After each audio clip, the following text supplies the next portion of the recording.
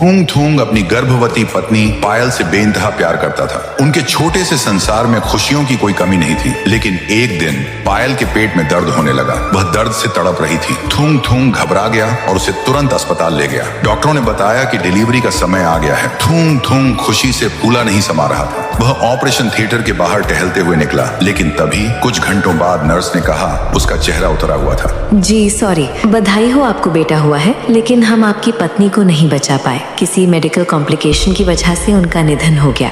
थूंग थूंग के पैरों तले जमीन खिसक गई। एक हाथ में नन्ही सी जान थी और दूसरे हाथ से उसकी पूरी दुनिया उजड़ चुकी थी। वह पूरी तरह टूट गया। दिन बीते, हफ्ते गुजरे और देखते ही देखते साल बीत गए। थूंग थूंग का बेटा बड़ा हो चुका था, लेकिन थूंग थूंग खुद को संभाल नहीं पाया। बेटा रोते हुए अपने बाप को समझाने की कोशिश करता। पापा बस करो, मत पियो इतनी शराब। घर में खाने के लिए एक दाना नहीं है। जो थोड़े बहुत पैसे बचे थे आपने उनकी भी दारू पी ली। हम क्या खाएंगे? अबे तू अपने बाप को सिखाएगा? जबान लड़ाता है मुझसे। तुझे क्या पता मेरा दर्द। निकल यहाँ से। तुझे खाना चाहिए ना तो खुद कमा और खुद खा, मुझे मत सिखा। मजबूर होकर नन्हा बेटा घर से निकल गया।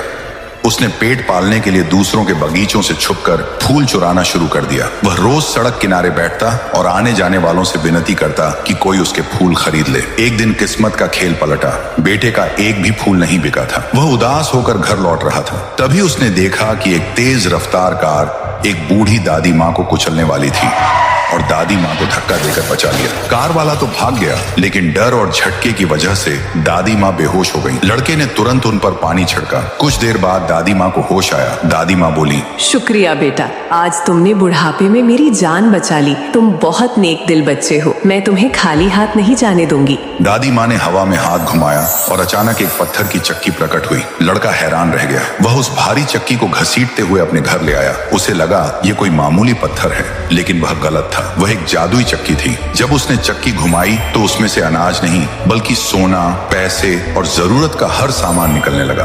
देखते ही देखते थूंग थूंग का बेटा उस गांव का सबसे अमीर लड़का बन गया। गांव का एक शातिर लड़का राइस्टार ये सब छुपकर देख रहा था। उसने देखा कि कैसे यह चक्की रातों रात किस्मत बदल रही है। उसके मन में लालच आ गया। रात के करीब 1 बज रहे थे। चारों तरफ सन्नाटा था। राइस्टार दबे पांव थूंग थूंग के घर में घुसा और वह जादुई चक्की चुराकर भाग निकला। अगली सुबह राइस्टार एक सुनसान जगह पर गया। उसके मन में सिर्फ पैसों का ख्याल था। जैसे ही उसने पूरी ताकत लगाकर चक्की को घुमाया, एक जोरदार धमाका हुआ। लेकिन चक्की से सोना नहीं निकला, बल्कि उसमें से हजारों जहरीले सांप, बिच्छू और खतरनाक कीड़े मकोड़े बाहर निकलने लगे। राइस्टार कुछ समझ पाता उससे पहले ही उन जहरीले जीवों ने उस पर हमला कर दिया।